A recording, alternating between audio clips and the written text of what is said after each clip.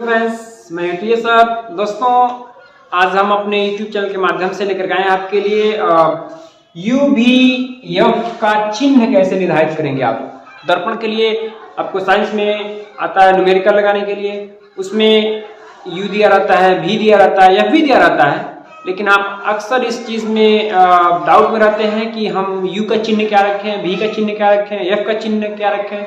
दोस्तों, कब कौन सा चिन्ह प्लस में रखा जाएगा, कब कौन सा चिन्ह माइनस में रखा जाएगा, मैं आज आपको इस वीडियो में यही बताने वाला हूं। दोस्तों, आइए हम चलते हैं, देखते हैं कि चिन्ह का डाउट जो है आपका कैसे क्लियर होगा। दोस्तों, क्या करते हैं, आपने निर्देशांक ज्यामिति में पढ़ा होगा, मैं उसी निर्देशांक ज्यामिति के सहारा लेकर के मैं चिन्ह को क्लियर कर दे रहा हूँ। निश्चित ही आज के बाद से आपको इसमें डाउट नहीं रहेगा। दोस्तों देखिए, चिन्ह आप पढ़े होंगे यदि ज्यामिति का, तो देखिए ये आपका y एक्सिस कहा जाता है और इसको क्या कहा जाता है, x एक्सिस कहा जाता है, यानी y अक्ष और x अक्ष। ये y है, y डैश हो गया, ये x है और ये x डैश हो गया। दोस्तों, और यहाँ पे जो है आपका ये मूल बिंदु होता है, मूल बिंदु होता है। तो अब क्या करते हैं, देखिए हम बनाते हैं, यहाँ से देखिए ये आपका बन रहा है, ये देखिए आपसे बन गया। और ये हमने क्या किया, इसको अंदर वाले सतह को हमने क्या कर दिया, पेंट कर दिया। तो आपको बताइए कौन सा दर्पण बनेगा, उत्तल दर्पण बनेगा। कौन सा बनेगा, उत्तल दर्पण। दोस्तों आइए हम लोग यहाँ एक अवतल दर्पण बना लेते हैं, y एक्सिस और ये आपका हो गया x एक्सिस, y डैश। दोस्तों यहाँ पे देखिए हम यह एक दर्पण बना रहे हैं, इसको हमने क्या किया है, बाहरी भाग से पेंट किया है। बाहर के भाग से पेंट करेंगे तो ये बनता है आपका अवतल दर्पण। दोस्तों, तो ये बना आपका उत्तल दर्पण, ये उत्तल बन गया आपका, और ये आपका क्या है, अवतल है। दोस्तों अवतल। अब हमें देखना है कि कब उत्तल के लिए UVF कब धनात्मक होंगे, कब ऋणात्मक होंगे, और अवतल के लिए कब होंगे। दोस्तों तो देखिए ये ज्यामिति के चिन्ह के अनुसार आपको पता है कि ये जो होता है ज्यामिति के लिए ये मूल बिंदु माना जाता है, लेकिन दर्पण के लिए ये दर्पण का ध्रुव कहा जाता है। इसको क्या कहते हैं, दर्पण का ध्रुव कहते हैं इसको। ये दर्पण का क्या है, ध्रुव कहते हैं। और जितनी भी दूरियां मापी जाती हैं दर्पण में, वह दर्पण के ध्रुव से ही नापी जाती है। दोस्तों तो देखिए यह जो आपका है अवतल दर्पण में, देखते हैं हमेशा जो वस्तु होती है वह बाएं से ही आती है, इधर से रखा जाता है। जैसे मान लीजिए यहाँ पे कोई वस्तु है O डैश, और ये मान लीजिए इसका फोकस हो गया आपका F, और यहाँ मान लीजिए वक्रता केंद्र है C। हम क्या करते हैं, देखिए यहाँ से कोई भी किरणें जाती हैं तो मान लीजिए F से होकर लौटी, दूसरी किरण मान लीजिए F से होकर भी जा रही है, इधर से लौट रही है। तो देखिए दोस्तों होता क्या है, यहाँ देखिए दर्पण के ध्रुव से दूरियां नापी जाती हैं, और निर्देशांक ज्यामिति में भी यह मूल बिंदु से ही दूरी नापी जाती है।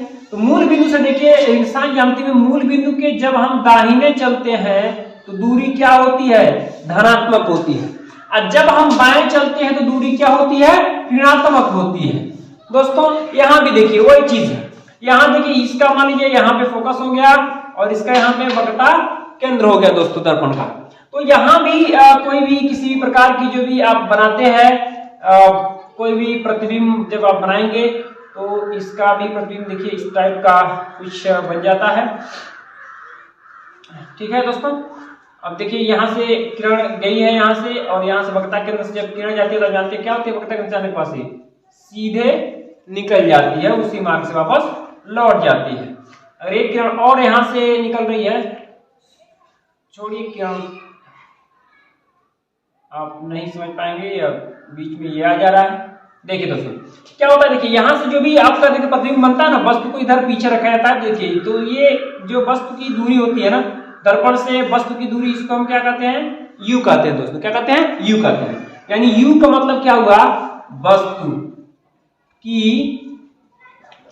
दूरी हुई कहां से, ध्रुव से। V का मतलब होता है प्रतिबिंब, क्या हो गया, प्रतिबिंब की दूरी, प्रतिबिंब की दूरी।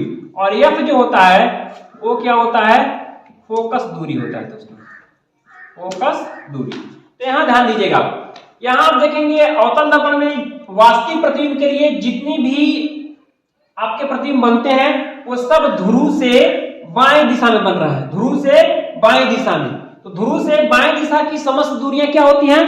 ऋणात्मक होती हैं, आपको पता है। तो इस दर्पण के लिए यानी अवतल के लिए u भी क्या हो जाएगा? वास्तविक प्रतिबिंब के लिए u भी ऋणात्मक होगा, v का चिन्ह भी ऋणात्मक होगा और f का चिन्ह भी क्या होगा? ऋणात्मक होगा। यानी यदि अवतल दर्पण के द्वारा कोई प्रतिबिंब वास्तविक प्रतिबिंब बन रहा है तो उस प्रतिबिंब का u v f उस प्रतिबिंब के लिए सब क्या हो जाएंगे? ऋणात्मक हो जाएंगे। क्यों? क्योंकि ध्रुव से किस दिशा में है? बाएं दिशा में है। उत्तर दर्पण में आप आइए तो देखेंगे यहाँ पे केवल आपका जो u है वह ध्रुव से बाएं दिशा में है। यानी उत्तर दर्पण के लिए जो u होगा वो क्या हो जाएगा? ऋणात्मक हो जाएगा। इसका प्रतिबिंब देखिए दर्पण के इस साइड में बनता है तो प्रतिबिंब इस साइड में बनेगा तो क्या हो जाएगा? प्रतिबिंब यानी भी क्या हो जाएगा? धनात्मक हो जाएगा। इसकी फोकस दूरी भी देखिए ध्रुव से किधर है? दाहिने साइड में है, यानी इस दिशा में क्या होता है? धनात्मक होता है। तो इसका f भी क्या हो जाएगा दोस्तों? धनात्मक हो जाएगा। यानी आप क्या समझे कि यदि वास्तविक प्रतिबिंब के लिए देखा जाएगा तो इस पूरे वीडियो का आपको सारांश यह मिल रहा है कि उत्तल दर्पण में केवल जो है u ऋणात्मक होता है, v और f क्या हो जाएगा? धनात्मक हो जाएगा। लेकिन अवतल दर्पण के लिए यदि वास्तविक प्रतिबिंब बना है तो u, v और f तीनों क्या होगा? ऋणात्मक होगा। और आज यदि आपको इसमें कंफ्यूजन हो रहा है आप तुरंत क्या करिए? ज्यामिति बनाइए, निशान ज्यामिति का सूत्र लगाइए। यहाँ पे मूल से इधर की दूरी क्या होगी? धनात्मक, लेफ्ट जाएंगे दूरी क्या होगी? ऋणात्मक। ऐसे ही यहाँ से आपका दर्पण की दूरियां मापी जाती हैं। दोस्तों यदि समझ में आया हो तो आप लाइक करें, कमेंट करें। मैं इस वीडियो के बाद से मैं एक और लेके आ रहा हूँ वीडियो। उस वीडियो में आपको न्यूमेरिकल मैं इसका सॉल्व कराने वाला हूँ दोस्तों। धन्यवाद।